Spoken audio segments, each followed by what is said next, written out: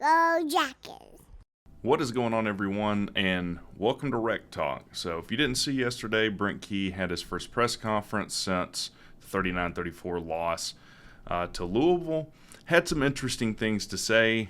Talked about the Louisville loss, what went right, what went wrong. Talked a little bit about South Carolina State. Talked about the injuries. And then I'll give you my take on it, and then we're actually going to break down the X's and O's behind it. Now, before we get into that, if you want to support the channel, there's various ways to do that. Becoming a member is always a good idea. There's links for all that in the description of the video. We have merchandise like this shirt, etc. So let's get into it. Press conference opens up. Key, I guess, has a little bit of history with Coach Pugh at South Carolina State. Now, they opened up with Jackson State, Deion Sanders old school, which, boy, Colorado looked good against TCU. WreckTalk's been taking a lot of L's in his off-season takes, hasn't he? Is what it is. My keyboard's messing up. Here we go. Sorry about that. But this is actually his farewell tour at South Carolina State. He's been there 22 years, and he's going to retire after this year. Key talked about being at Central Florida and getting in a knockdown drag-out with him. So the guy's a good coach. They're going to come into this game well coached. And Lord knows the last thing we need is a repeat of the Citadel, taking a loss at home. Obviously, I don't think that'll happen. But look, Tech's not in a position where they can overlook anyone, even FBS opponent. We're progressing as a team, but we got to come out ready to play. And if we're caught, looking at Ole Miss, bad things could happen in this game. But he talked about, and I agree with, the most improvement that you can see generally in a single week is between week 1 and week 2. And we've heard Key talk about it. He thinks we're a pretty good football team, and I'm talking about in the preseason before we played Louisville, but we've only practiced against each other. So how do we size up against teams that aren't us? We'll have to find out. Now, we found out some good things against Louisville, found out some bad things. So we'll really where you make your money is, all right, how do you respond to that? How do you adjust? How do you adjust your game plan? How do you adjust what you're doing in practice? Mindset, all of these kinds of things. Now, the good news is no injuries. Everyone who came out against Louisville, I'm talking about LaMiles Brooks, Miles Sims, Sylvain Yanjuan, and even Clayton Powlee was a little bit banged up. They're all back at practice. I say they'll all play against South Carolina State. Honestly, if they're nursing some injuries, even if they're not that serious, it would not break my heart if they played little to no football this weekend, because we're definitely going to need to be fully staffed and healthy for a tough game in Oxford at Ole Miss in the following game. Key talked about it's a game. This is actually something I don't agree with Coach Key on, that really football is a game of explosives, and he said this in the offseason too. I don't think games are won or lost on explosive plays, 50-yard runs or 60-yard passes. Games are won and lost in the trenches, and games are won and lost in how consistent you can be. And we saw that against Louisville, right? We had a really good second quarter and weren't able to match that offensive intensity in the second half, and struggled opening up the game. I do think it would have been different if you would have spread those points out a little bit, but who knows? This is coulda, shoulda, woulda, if and but. It's easy for me to second guess in the week after the game. Now, we did make some changes on the offensive line. He talked about Ethan McKinney. I think this guy, is he a true freshman? I have to go look at the roster. He was subbed in for Corey Robinson at left tackle. Corey Robinson was struggling mightily at left tackle And it seems like Ethan McKinney might end up winning that job depending on how things go in practice and whatnot. And look, I hate it for Corey Robinson, but I've said it before. If we're going to make a bowl this season or better, this offensive line has to be a lot better than it was in game one, and I think it can be. The other thing is, like with the defensive line, he was asked about the defensive line too. He said, they look good. He was very positive about the defensive line, far more than I am, but talked about their pad level was high. We were slow stunting at times, and our hand technique wasn't necessarily that great. So I want to talk about, like, when you hear that a lot, like stunting on defense. So what does someone mean when they say stunt on defense? Now, this is not the easiest thing to do, to draw on this thing. It's not the most accurate, but let me just draw, I don't know, an offense like we run. So we run a lot of stuff that's in kind of a pistol look. We'll have a tight end here. So we got 5, 6. There's 7. All right. That 11, 1, 2, 3, 4, 5, 6, 7, 8, 9, 10, 11. Yeah.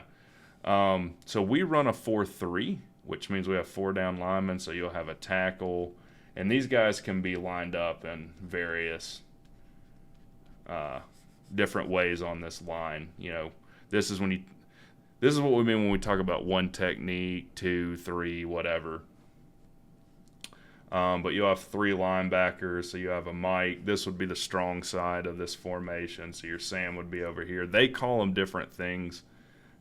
This is what we called them when I played. We'll just say they're giving a cover 2 look. Have the strong safety over here, free safety. This is what I'm talking about. It doesn't always work. We'll just pretend like that looks like a free safety. So what do we mean when we stunt? So instead of just rushing upfield or trying to get the edge here at the end, and you generally do it, not always, when you're blitzing a linebacker, but like I said, instead of just going upfield, this end will crack down, will come over here, and then your tackle will come around. So let's just pretend like we're not blitzing. So pre-snap, these guys are going to have responsibility. So maybe they're just going to try and run off tackle here. So this guy's like, all right, I got to get out and reach him. Well, now this guy goes straight down, and he's got to try and pick up this tackle coming across. So that's what we mean by stunning, right?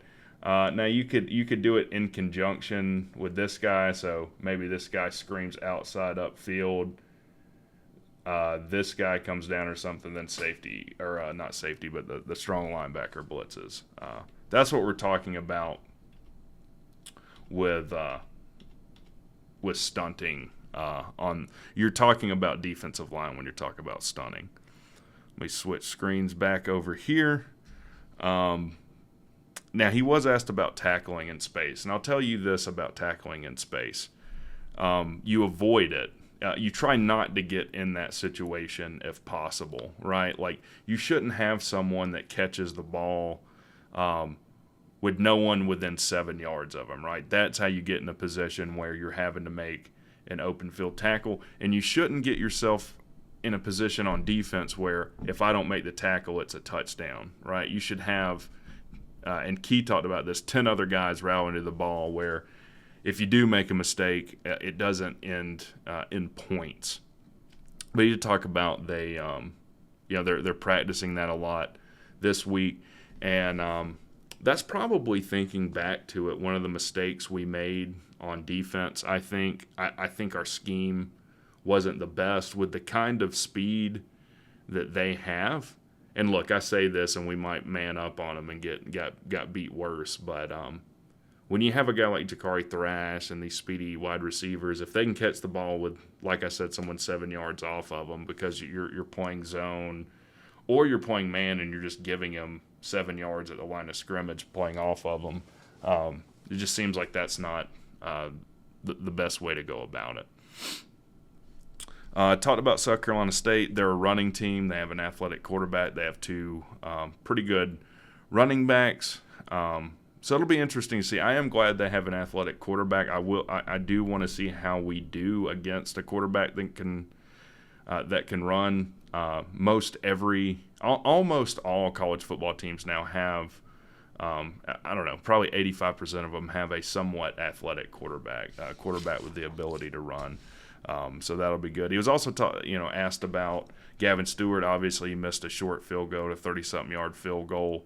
And we had some punts nearly blocked. He did say that Shanahan looked much improved and that he has complete confidence in Gavin Stewart. And, I believe him. I think kickers are almost like, in a weird way, like quarterbacks, where all the glory and all the admonishment. So when you hit the field goal, everything, you're the game winner, and you don't, they tend to blame the loss on you, whether it was a game-winning scenario or not. So I want to talk about, let me switch screens again, what went right. So on those explosive plays, kind of what was happening. Now, they weren't in the play I want to talk about in this defensive. They almost were. The only difference in how they were lined up on this play I'm going to talk about is they were in a cover one look. So they had their either strong safety or free safety rolled down here, and then the other safety was up. And if you don't know what I'm talking about when I say like cover 1, cover 2, cover 3, cover 0, cover 4, that's really, you can tell by how their safeties are lined up. So you see here where, let's see if I can move my hand over it. Not really. So you have two. If you just have a single safety high, that's either cover 1 or cover 3 with your two corners. They all have deep thirds. Cover 2, you have two safeties high. Cover 4, you basically have your corners playing back like safeties in conjunction with your safeties. So on the one play we hit big, we had time to throw in the pocket. We ran a post off the outside, and Malik Rutherford actually kind of ran a long, deep drag. We ran upfield with a tight end. He just kind of ran a seam, and then the running back just ran the flats. And then we ran a curl off the back of it on the backside here. And what happened is the linebackers all, they see all these wide receivers here, so they're kind of leaning to that side, right? That's, where you have more routes run. So Mike comes up here, Sam they all cheat back over here. The corner kind of sits here on the curl. Free safety bails for help over the top. And then the strong safety comes down. So I hope you can see why this is good. You have this huge area right here where we end up hitting that drag Malik Rutherford for a big play. And this is what's so great about football and the chess match of football is, okay, well, let's say now they get beat on that a few times, so now they start cheating up. The free safety starts cheating up to try and get in front of that. Well, then you throw the post over the top for a touchdown or another big play.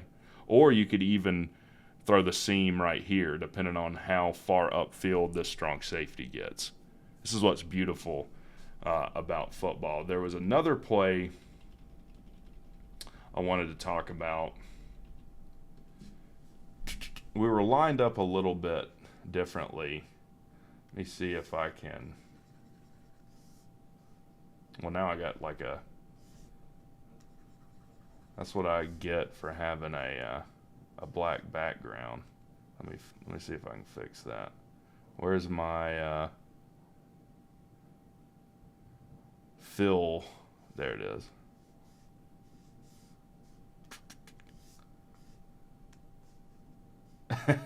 We're going to pretend like that looks better. Okay. We were lined up more like this, though, where we had trips. We had trips out to the right here. This is that big play Chase Lane scored on. I don't remember how the defense was set up. Let's say they were set up similarly, where the strong safety kind of came down, and they were in a cover 1 or cover 3. It would have been cover 1 because they had their corners pressed up. So the strong safety, especially if they're kind of in man, is probably going to have responsibility for this guy. The Sam is probably going to come over here. They might be playing like nickel sets where this is a DB as well. And we had a lot of success with quick throwing the football. So I think the running back just was blocking, and basically, from my memory, we might have even kind of blocked it like this, where we cross and cracked, and then Haynes King throws quick to what would have been Chase Lane. This is the big play that went up the sideline. And now look. Now Chase Lane, he gets on the outside. All he's got to do is beat this guy, which he did for a touchdown.